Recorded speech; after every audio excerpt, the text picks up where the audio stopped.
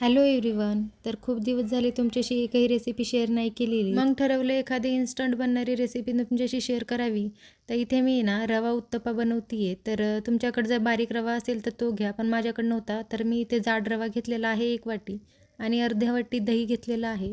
त्यातच थोडं पाणी ॲड करून 15 मिनिटासाठी बॅटर ठेवून द्यायचं आणि आपल्याला हवे ते व्हेजिटेबल्स कट करायचे.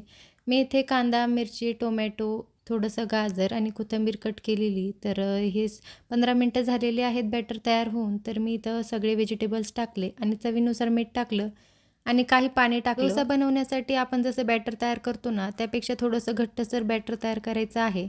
आणि बरेचसे म्हणजे तसं तर मोस्टली उत्तप्पा बनवताना सगळे व्हेजिटेबल्स वरनं टाकतो, पण मला असं मिक्स करून आवडतं. आणि इथे मस्त असं स्मॉल साईजमध्ये उत्तप्पा बनवलेला आहे मी आणि ते आपण नुसतं पण खाऊ शकतो किंवा मग नारळाच्या चटणीसोबत पण छान लागतो. मी पण बनवा आणि कमेंटमध्ये सांगा कसा झालाय.